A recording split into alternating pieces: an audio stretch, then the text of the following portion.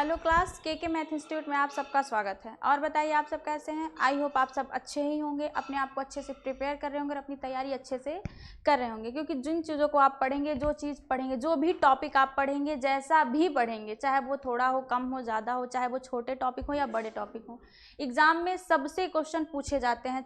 छोटे टॉपिक से भी क्वेश्चन आते हैं और बड़े टॉपिक से भी क्वेश्चन आते हैं। अगर आप जो टॉपिक अच्छे से पढ़ लिए हैं, उनको आप अच्छे से तैयार कर लिए हैं, तो उनसे रिलेटेड आपको प्रैक्टिस करते रहना चाहिए, जिससे आपको ये पता चल जाए कि जो चीज़ें आपने पढ़ा है या समझा है उसका कितना % आपको तैयार है या अभी और कितना तैयार करना बाकी है। क्योंकि प्रैक्टिस के जरिए ही हम अपने आप को निखार सकते हैं। टॉपिक तो पढ़ लेंगे हम कितना तैयार कर पाते हैं, कितना नहीं तैयार कर पाते हैं, ये जब हम प्रैक्टिस करते हैं तभी हमें पता चलता है कि वो हमें किस हद तक और कितना तैयार है। तो चलिए हम अपना प्रैक्टिस करते हैं। जो हमारा पहला क्वेश्चन है वो है वाक्य से रिलेटेड, सेंटेंस। शुद्ध वाक्य का चयन कीजिए। निम्नलिखित में से शुद्ध वाक्य का चयन कीजिए। जो यहाँ 4 वाक्य दिए गए हैं, इनमें से हमें बताना है कि शुद्ध वाक्य कौन सा है। हमें परस्पर एक दूसरे की सहायता करनी चाहिए। हमें एक दूसरे की सहायता करनी चाहिए। हमें एक दूसरे की सहायता करना चाहिए।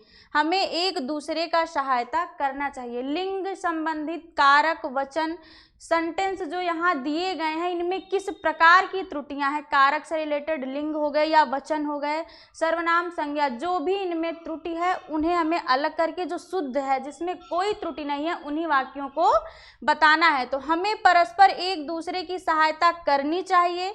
हमें एक दूसरे की सहायता करनी चाहिए। हमें एक दूसरे की सहायता करना चाहिए या हमें एक दूसरे का सहायता करना चाहिए। तो इनमें से कौन सा वाक्य सही है। हमें एक दूसरे से सहायता करना चाहिए या हमें एक दूसरे का सहायता करना चाहिए, या फिर हमें परस्पर एक दूसरे की सहायता करनी चाहिए। परस्पर एक दूसरे की सहायता करनी चाहिए, हमें एक दूसरे का सहायता करना चाहिए। इनमें से कौन सा वाक्य शुद्ध है। तो हमारा शुद्ध वाक्य है हमें एक दूसरे की सहायता करनी चाहिए। हमें एक दूसरे की सहायता करनी चाहिए।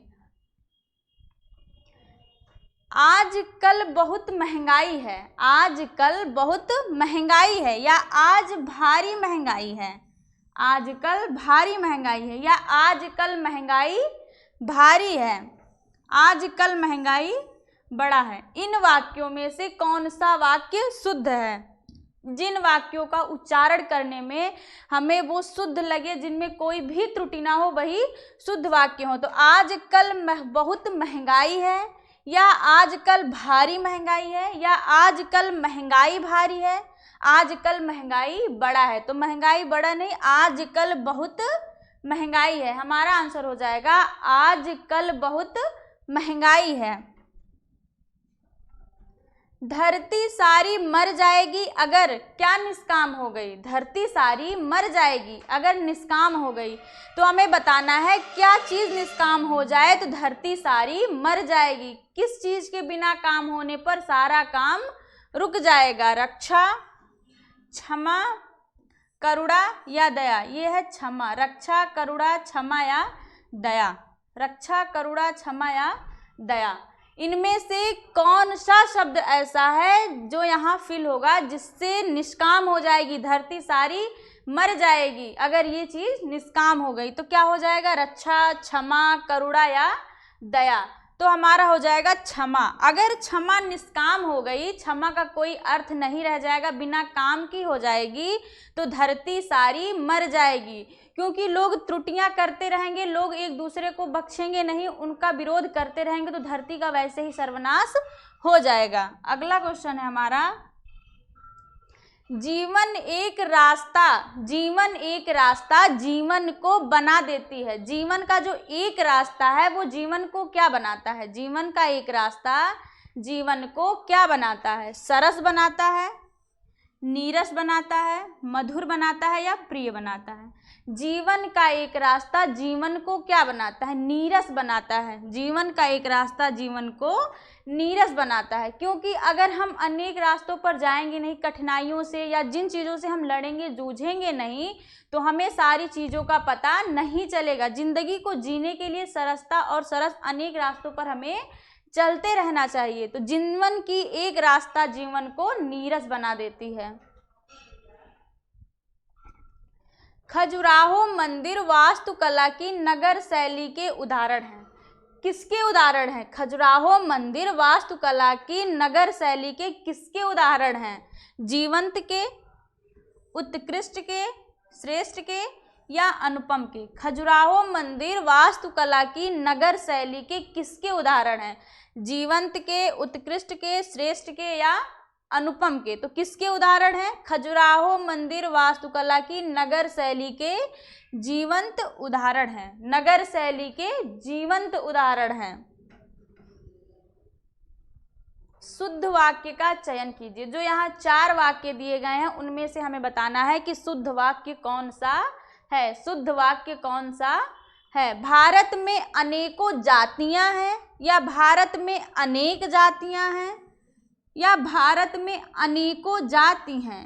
भारत में अनेक जाति हैं। इनमें से कौन सा वाक्य सही है? भारत में अनेकों जातियां हैं, भारत में अनेक जातियां हैं, या भारत में अनेकों जाति हैं, या भारत में अनेक जाति हैं। तो इनमें से कौन सा वाक्य शुद्ध है? वर्तनी की दृष्टि से, उच्चारण की दृष्टि से, व्याकरण की दृष्टि से कौन सा वाक्य शुद्ध है? भारत में अनेकों जातियां हैं, भारत में अनेक जातियां हैं, भारत में अनेकों जाति हैं, या भारत में अनेक जाति हैं। तो हमारा हो जाएगा भारत में अनेक जातियां हैं। भारत में अनेक जातियां हैं।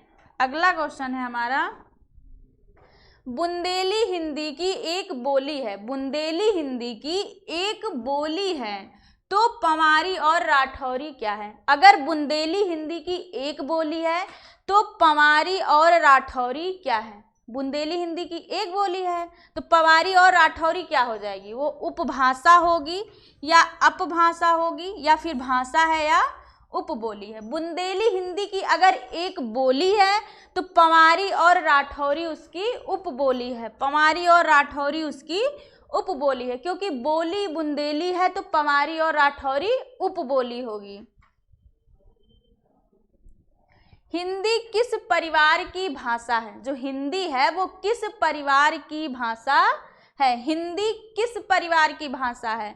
शामी, भारोपीय, तुरानी या पापुई? हिंदी किस परिवार की भाषा है?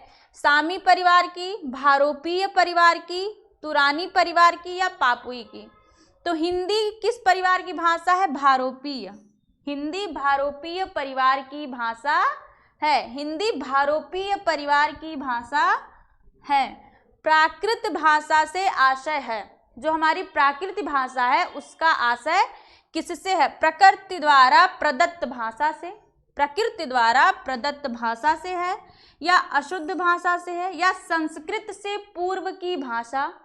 इससे हम क्या कहेंगे? संस्कृत से पूर्व की भाषा या फिर जंगली भाषा।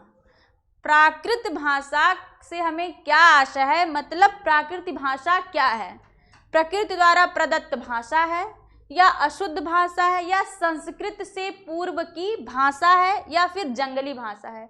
तो प्राकृत भाषा क्या है? संस्कृत से पूर्व की भाषा क्या है? प्राकृत भाषा है। संस्कृत से पूर्व की भाषा प्राकृत भाषा है। संस्कृत से पूर्व की भाषा को क्या कहते हैं? प्राकृत भाषा। निम्नलिखित वाक्यों में से किसी वाक्य में सकर्मक क्रिया है। जो यहाँ वाक्य दिए गए हैं इनमें से सकर्मक क्रिया किस वाक्य में है? जो यहाँ वाक्य दिए गए हैं उनमें से सकर्मक क्रिया किस वाक्य में है? बालक पढ़ता है, क्या ये सकर्मक क्रिया है? राम खाना खा चुका है। गोपाल पानी लाओ, या अध्यापक ने लड़के को पढ़ाया।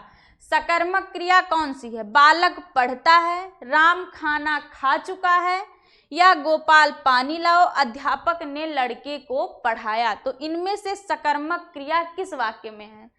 बालक पढ़ता है, राम खाना खा चुका है, गोपाल पानी लाओ, या अध्यापक ने लड़के को पढ़ाया। तो हमारा सकर्मक क्रिया है अध्यापक ने लड़के को पढ़ाया। इस वाक्य में सकर्मक क्रिया है कि अध्यापक ने लड़के को पढ़ाया, लड़के को पढ़ाया। अगला क्वेश्चन है हमारा, निम्नलिखित क्रिया में से कौन सी क्रिया अनुकरणात्मक नहीं है। अनुकरणात्मक का मतलब देखकर सीखना, जो बच्चे देखते हैं वही ग्रहण करते हैं, तो किसी चीज को देखकर ग्रहण करना अनुकरण कहलाता है। निम्नलिखित क्रिया में से कौन सी क्रिया अनुकरणात्मक नहीं है। कौन सी ऐसी क्रिया इसमें है जो अनुकरणात्मक नहीं है, अनुकरण करके नहीं सीखी जाती है। हिनहिनाना, झुठलाना, मिमियाना या फड़फड़ाना। अनुकरणात्मक क्रिया हिनहिनाना, हिनहिनाना देख कर ही सीखा जाता है। झुठलाना, मिमियाना, फड़फड़ाना, ये सारी भाषाएं जो भी हैं ये सब हम अनुकरण करके ही सीखते हैं। देखकर या सुनकर या बोलकर उन चीज़ों को हम सीखते हैं, लेकिन झुठलाना ये अनुकरणात्मक नहीं है। झुठलाना ये अनुकरणात्मक नहीं है। निम्नलिखित शब्दों में से कौन सा समूह वाचक संज्ञा के अंतर्गत आता है। कौन सा ऐसा है जो समूहवाचक संज्ञा के अंतर्गत आता है। समूहवाचक संज्ञा, जो समूह का बोध कराए वो समूहवाचक संज्ञा। गणित, कक्षा, बड़ाई या ईमानदारी। निम्नलिखित शब्दों में से कौन सा समूहवाचक संज्ञा के अंतर्गत आता है। गणित, क्या ये समूहवाचक संज्ञा है। कक्षा, बड़ाई या ईमानदारी, इनमें से कौन सा समूहवाचक संज्ञा है। गणित, कक्षा, बड़ाई या ईमानदारी। तो समूहवाचक संज्ञा है कक्षा।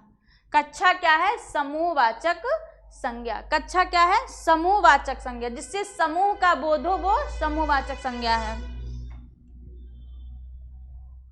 निम्नलिखित शब्दों में से कौन सा शब्द सदा स्त्रीलिंग में प्रयोग होता है। जो यहाँ 4 शब्द दिए गए हैं इनमें से कौन सा ऐसा शब्द है जो हमेशा स्त्रीलिंग में ही प्रयोग होता है। बुढ़ापा, हिमालय, बनावट या लड़कपन, इनमें से कौन सा ऐसा शब्द है जो हमेशा स्त्रीलिंग में प्रयोग किया जाता है, ना कि पुल्लिंग में।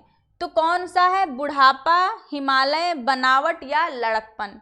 इनमें से कौन सा शब्द है जो सदा स्त्रीलिंग में प्रयुक्त होता है, वो है बनावट।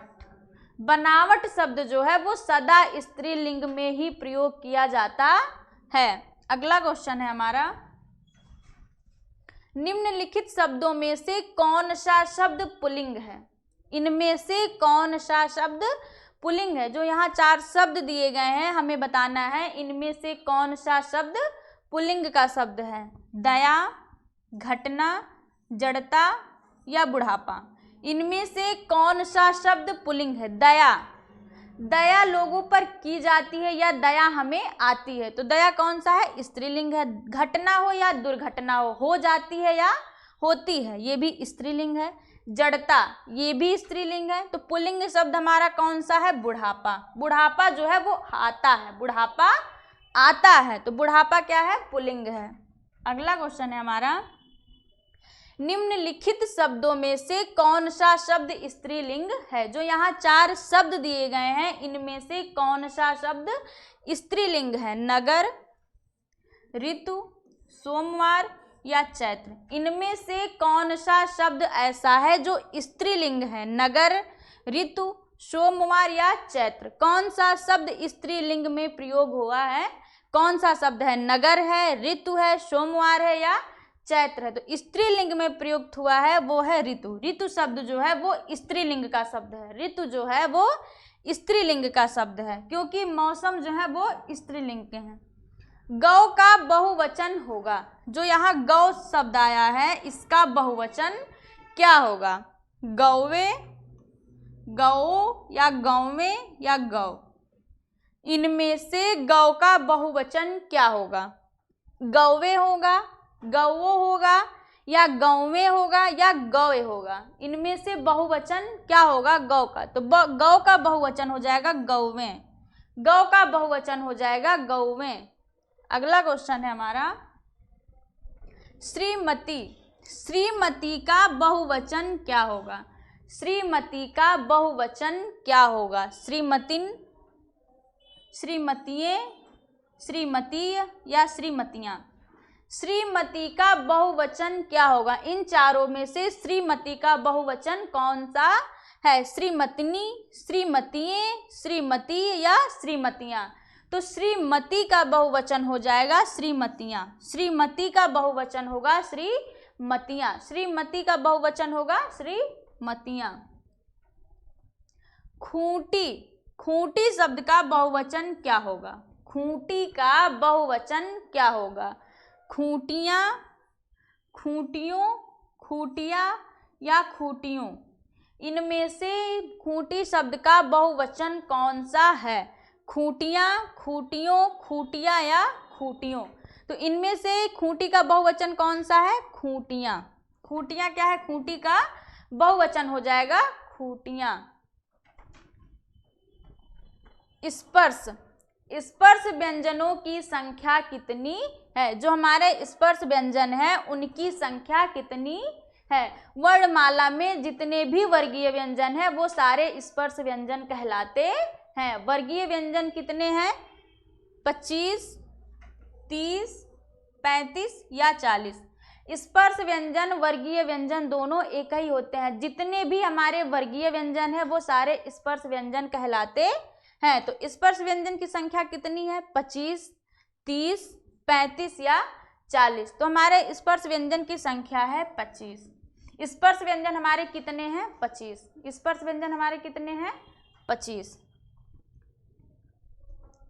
क वर्ग का उच्चारण स्थान कौन सा है? क वर्ग जो है उसका उच्चारण स्थान कौन सा होगा? क वर्ग का मतलब क से लेकर अंगा तक। तो क वर्ग का उच्चारण स्थान क्या होता है? कंठ है, तालु है, नासिका है या दंत है? तो क वर्ग का उच्चारण स्थान क्या होता है? क का उच्चारण करने के लिए हम किसका सहारा लेते हैं?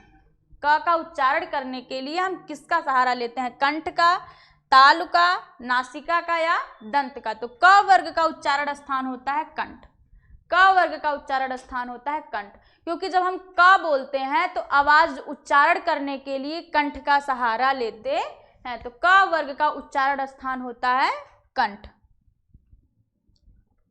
तालव्य व्यंजन हैं, इनमें से कौन से वर्ण ऐसे हैं जिनका उच्चारण करने के लिए हम ताल का सहारा लेते हैं? ताल, जिनका उच्चारण करने के लिए हम तालु का सहारा लेते हैं वो तालव्य व्यंजन कहलाते हैं। जिनका उच्चारण करने के लिए हम तालु का सहारा लेते हैं वो तालव्य व्यंजन कहलाते हैं। च, छ, ज, झ, क्या ये तालव्य व्यंजन है? च, छ, ज, झ। ट, ठ, ड, ढ, त, थ, द, ध, प, फ, ब, भ। इनमें से कौन सा तालव्य व्यंजन है? च, छ, ज, च वर्ग है, ट वर्ग है, त वर्ग है या प वर्ग है? कौन सा तालव्य व्यंजन है? प वर्ग है ओष्ठ, त वर्ग दंत होता है, ट वर्ग है मूर्धा। तो तालव्य व्यंजन कौन से हैं? च वर्ग व्यंजन तालव्य व्यंजन कहलाते हैं। च वर्ग जो है उनका उच्चारण करने के लिए हम तालु का सहारा लेते हैं। च का उच्चारण करने के लिए हम तालु का सहारा लेते हैं। तो च वर्ग का उच्चारण स्थान क्या होता है? तालु। तो वो कौन से व्यंजन कहलाएंगे? तालव्य व्यंजन। निम्नलिखित में से कौन सा शब्द अशुद्ध है? निम्नलिखित में से कौन सा शब्द अशुद्ध है? निम्नलिखित में से कौन सा शब्द अशुद्ध है? उत्पत्ति, उपजाऊ, यथार्थ या कृषि? इनमें से कौन सा शब्द अशुद्ध है? कौन सा शब्द अशुद्ध रूप में लिखा गया है? उत्पत्ति, उपजाऊ, यथार्थ या कृषि? तो हमारा क्या हो जाएगा? उपजाऊ, क्योंकि उपजाऊ नहीं उपजाऊ होता है। उपजाऊ नहीं उपजाऊ होता है। तो उपजाऊ क्या है? अशुद्ध शब्द है। अगला क्वेश्चन है हमारा, निम्न में से कौन वर्तनी सही नहीं है? निम्न में से कौन सी वर्तनी सही नहीं है? कर्तव्य, कर्तव्य, उद्योग या सिद्धांत? सिद्धांत, उद्योग, कर्तव्य या कर्तव्य? इनमें से किसकी वर्तनी सही नहीं है? कौन सा शब्द शुद्ध नहीं है? तो हमारा क्या हो जाएगा? कर्तव्य। ये कर्तव्य सही है लेकिन ये गलत है। तो कर्तव्य क्या है? गलत है। कर्तव्य की वर्तनी शुद्ध नहीं है। निम्न में से कौन सा शब्द सही है? जो यहाँ 4 शब्द दिए गए हैं, इनमें से कौन सा शब्द सही है? सामान्य, सभापति, सामान्य होगा, सभापति होगा, या पूजा, विद्यालय? कौन सा शब्द सही है? सामान्य, सभापति, पूजा या विद्यालय? तो कौन सा शब्द सही है? विद्यालय, क्योंकि सामान्य नहीं सामान्य होता है, सामान्य नहीं सामान्य होता है, सभापति नहीं सभापति होता है, पूजा नहीं पूजा होता है। तो कौन सा शब्द सही है? विद्यालय। विद्यालय क्या है? शुद्ध है। अगला क्वेश्चन है हमारा, निम्न में से कौन सा शब्द सही है? जो यहाँ 4 शब्द दिए गए हैं, इनमें से कौन सा शब्द सही है? आदान, प्रादान, आगामी या आयात? इनमें से कौन सा शब्द सही है? आयात गलत है, क्योंकि आयात नहीं आयात होता है, आगामी नहीं आगामी, प्रादान नहीं प्रदान होता है। तो इनमें से कौन सा शब्द सही है? आदान। कौन सा सही है? आदान। जो क्वेश्चन एग्जाम में कई बार पूछे गए हैं, उन्हीं सारे क्वेश्चनों को मैंने आपसे करवाए हैं। पेपर भले ही कम क्वेश्चन होते हैं, लेकिन सारे टॉपिक से 1-1 या 2-2 क्वेश्चन पूछे जाते हैं। तो सारे टॉपिक आप अच्छे से पढ़ लीजिएगा, क्योंकि टॉपिक अगर आप अच्छे से तैयार कर लेंगे तभी आपका प्रैक्टिस जो है वो बेहतर से हो पाएगा। तो आज के लिए बस इतना ही। हम मिलते हैं नेक्स्ट प्रैक्टिस में अगले अच्छे क्वेश्चनों के साथ। तो आज के लिए आप सभी को धन्यवाद।